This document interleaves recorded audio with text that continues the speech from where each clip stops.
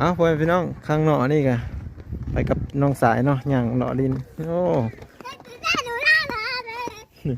ย่างกระติ้วเต็มแฮนโอ้ย่างเข้าไปเบิ่งวิถีชีวิตเด็กน้อยเขตชนบทพาอันร้านสายน้องสายย่างมารอเบิ่งโอ้ผลินอย่างเต้นอย่างบ่ เอาเต้นเลยเต้นเลยโอ้นี่ต้องนินเป็นอยู่ไม่เป็น โอ้ผลินเต้นอย่างเนาะบ้านเนินเพิ่นจะกระแจกกระจายไปตามเขตชนบทก็จะประมาณนี้แหละเส้นทางไปพี่น้องอ้อมานอกนี่สัญญาณดีเนาะแต่เข้าไปทางข้างในนี้บ่มีสัญญาณเลยพี่ทางพี่จะเป็นทุ่งนาเพิ่นข้างไปดองบ่โอ้บ้านยังก่อนนี่ฮะบ้านนาทองบ้านนาทองไปพุ่นแล้วจะเป็นตังไว้โอ้เดี๋ยวไปยังไปเบิ่งไปพี่น้องอันนี้จะเป็นบ่อนนั้นทอกดินบล็อกเนาะดินบล็อกมันจะอยู่ข้างในนี้แล้วก็ทางข้างพี่จะเป็นห้านขายข้าวต้มขนมทุกคนแจกจ่ายไปตามนี่เนาะเส้นทางกันนี้แล้วนี่เส้นทางไม่ได้ดีได้นี่ทาง อยู่นี่ได้ย่างมาฮอนห้านพี่มาก็เพื่อจะเพิ่นพากันมาซื้อเครื่องเนาะเป็นบ่อนซื้อเครื่องซื้อของซื้อทางพี่เนาะทั้งรถครั้งนี้จะเป็นทั้งละฮะน้องร้ายนี่นั่นกับน้องนะเครื่องคาของขายเพิ่นนี่อันนี้หมู่บ้านเห็นบ่โอ้ทั้งรถเป็นโคตรใหญ่ยาวพร้อมแกได้เป็นทอเลตันพุ่นเนาะ แกได้เป็นทอเลโตนเข้าในซื้อเป็นโตน2 โตนไปหานคาอยู่เขตชนบทเด้อไปข้างนั้นก็จะเป็นบ้านคนคือกันครับอันนี้จะเป็นเส้นทางเนาะเส้นทางผ่านไปผ่านหมู่บ้านเส้นทางผ่านหมู่บ้านก็เป็นทางลักเลยก็ว่าได้เนาะแลนด์ไฟเซอร์ต้องกินเพื่อมีกินขนมเลย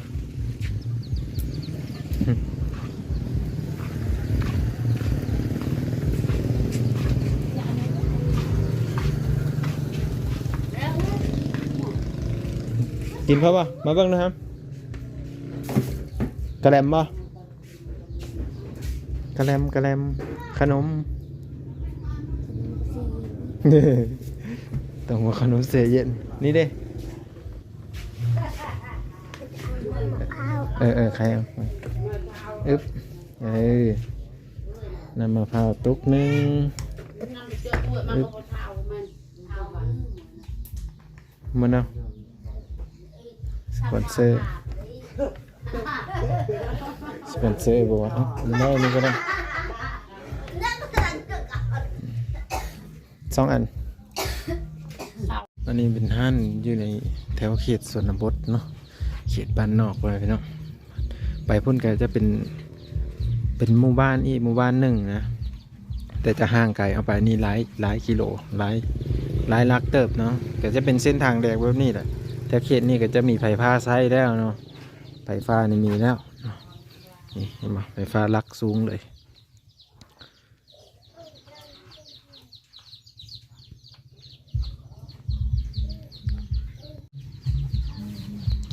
แถวนี้นี่ใช้อินเทอร์เน็ตลักยังบ่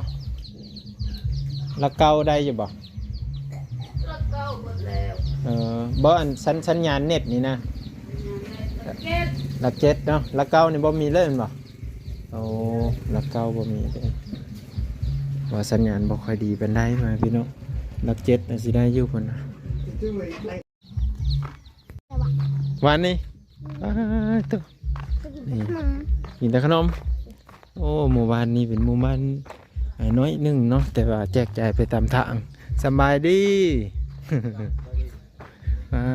ที่เท่าหมู่บ้านจักหลังคาเฮินได้บ้านนี่ฮะ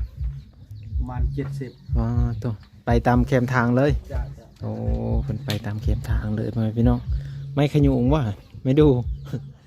นี่ได้นี่มีแม่นนะ ไม้พื้นโอ้จะมาไม้ดูสิเนาะ หมาย่างเลาะลิ้นหมาดองนี่แหละคือว่าทำไมดู มาแล้วมีเวทรับซื้ออยู่ทางเขตแถวบ้านค่อย ไม่แต่ขา ไม่แต่ค่ะไม่ดูบ่ค่อยมีแล้วเนาะเริ่มมืดแล้วมันบ่ไม่ดูก็มืดแล้วพี่น้องเอ้ยแถวเขตนี่ก็ได้แต่เก่าเขตนี่ร้ายเนาะไม่ดูประมาณ 4-5 ปีหลังพอพี่น้องร้ายเขตนี้เนาะไปย่างไปเบิ่งอีกนี่บ้านสองเพิ่นมีแต่หลังเยอะๆเลยได้หลังใหญ่ๆเลยทุกคนไปนี่กะโค้งไปหั่นเนาะแล้วก็เฮาเหินดองหั่นคือเก่าแต่ว่าหมู่บ้านนี่จะแจกจ่ายไปตามเส้นทางเนาะเส้นทางแต่ว่าเฮาหันบ่ได้ไปทุกคนเพราะมันจะไกลเนาะไกลย่างไปเรื่อยๆนะสาวบ่นี่เมื่อในทางรถเพิ่นนี่จะมีแต่ทางลากแบบนี้เนาะนี่ทางลากใหญ่ๆเลยคุณมีแต่ทางลากมืดนี่เห็นบ่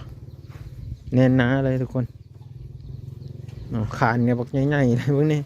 นี่เลขขานใหญ่เนาะเป็นไซส์สำหรับบรรทุกเนาะไป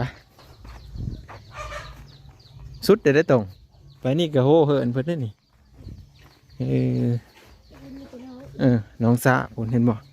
เราคงเล่าเข้าเพื่อนอุ้ยบอกใหญ่ๆนึงทุกคนเนาะอันนี้จะเป็นเหือนเข้าเพื่อนมืดนี่นะเล่าเข้าเพื่อนมืดบอกใหญ่ๆหนึ่งเนาะเหยียบขี้ไก่เหยียบขี้งูเห็นป่ะรูปลงไปเพื่อนก็จะเป็นน้องสะนี่เราเข้าแถวเขตนี่นั่นเบิ้งแน่เสาเราเข้าบักใหญ่ๆทุกคนใส่เต็มหมด600-700นะเนาะใหญ่สูงสุดเลยทุกคนเนาะมานี่เรือนสารบ้านสองไปนี่เลยป่ะมันห้ามไปได้ป่ะเลยไปจ้ะเบื้องในนี่ทั้งก็มีแต่ทั้งหลากยาวๆเลยทุกคนไปเดี๋ยวเราก็จะพากันย่างไปพุ่นเนาะคือเขาเห็นนี่แหละแถวเขตนี่เพิ่นก็จะแบบค้นไม้ค้นเอียงนี่นะทุกคนมันคือแถวเขตเขานะแถวบ้านเขานั้นบ่มีเนาะจะค้นไม้ค้นท่านเพราะว่าไม้มันเริ่มมดแล้วโอ้นี่เพิ่นจะเฮ็ดโฮงตีนเสาโอ้ได้ยังดิได้อันฟองเบียร์บ่โอ้เป็นแถวพี่กับส่วนหลายเพิ่นก็จะว่าเป็นภาษาบรูเนาะบ่แม่นภาษาลาวได้พ่อพี่น้องไปทางเลยนี่ข้ามพี่บ่ไปย่างเลาะเบิ่งสิทุกคนหมู่บ้านเพิ่นเนาะเป็นหมู่บ้านบ่ใหญ่ไปได้บ่ตรง มีได้ติน่ะอ้อพี่เขาให้ตัด เขาตันทางแล้วเอาบัญญัติเอาพี่เนาะไม่เห็นเลยไป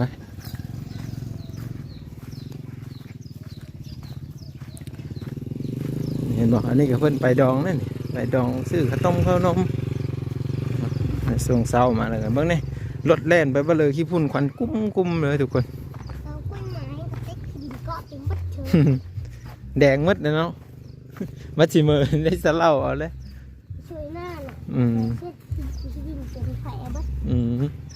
สลายไปแนวนั้นแหละบ้านเรามันขี้พุ่นผู้สาวก็หลายเยาะนะแม่เยาะผู้สาวนี่มีกาเยาะของผู้สาวไปเบิ่งทางรถแนวหยาเอานี่โอ้เต้นอย่างคือเก่าเต้นอย่างบ่ได้เข้าโรงเรียนบ่เข้าบ่เรียนห้องได้เลยบ่ซี่ได้ผู้เสื้อขาวนี่ดิเรียนห้องได้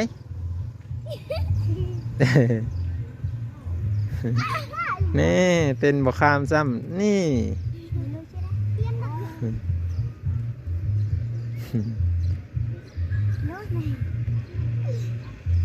ว้าวภาษาลาวก็เข้าใจอยู่บ่เข้าใจ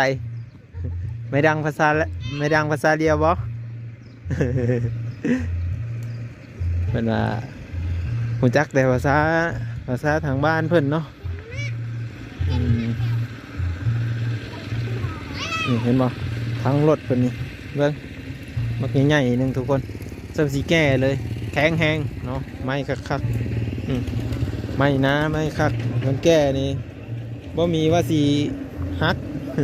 บ่ต้องย่านนะว่าขานสิฮักเนาะแก่ได้เป็น10 ปี20 ปีพุ่นเลยโอ้เมืองรถคันนั้นก็สมโขนเนาะเนาะอันนี้ก็คือการเล่นขานโอ้ใหญ่ๆเลยสุดยอดเลยนะทุกคนเนาะที่โตพี่ลึกว่าไม้เนาะขานรถแถวนี้ใช้สำหรับลากแก่โดยเฉพาะเลยเด้ไปย่างไปพี่นะผู้เฒ่าผู้แก่เพิ่นก็จะอยู่ตามบ้านตามเฮือนเนาะเฮาไปนั่นก็จะเป็นเฮือนดองที่เฮามานั่นแหละทุกคนเนาะจะประมาณนี้บรรยากาศนี่เฮาก็ให้เบิ่งซ้ำนี้เนาะนี่สบายดี สบายดี ไกลเติบว่าแต่นี่ไปหาบ้านต่างหวาย ใกล้เจอแล้ เอา ว ประมาณได้บ่พัดสาวรัก บ่ บ่ฮอดวะโอ้บ่ฮอดได้พ่อแม่พี่น้อง หายเบิ่งเนาะไม่ใหญ่อยู่บ้านนี่บ่แม่ป้า บ้านเก่าพุ่น บ้านเก่าทางลงบ้านเก่าได้มีบ่ นี่ทางบ้านเก่าเขาทางนี้ โอ้เป็นหมู่บ้านหนึ่งอีกโอ้ใหญ่บ่หมู่บ้านน่ะ บ้านเก่ากี่อันนี้ก็ออกมาแต่บ้านเก่าเขาแหละ โอ้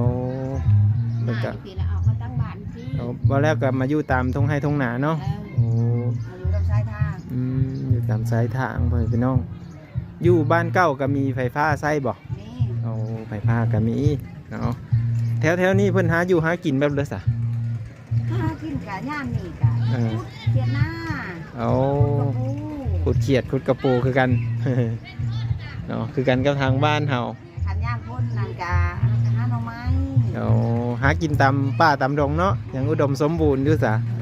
ตั้งหวยตั้งห้อง เอาตามห้วยตามห้องพ่อแม่พี่น้องคือว่าเห็นแต่ทางรถยาวๆนี่เพิ่นใช้แก้หยังอันเนี่ย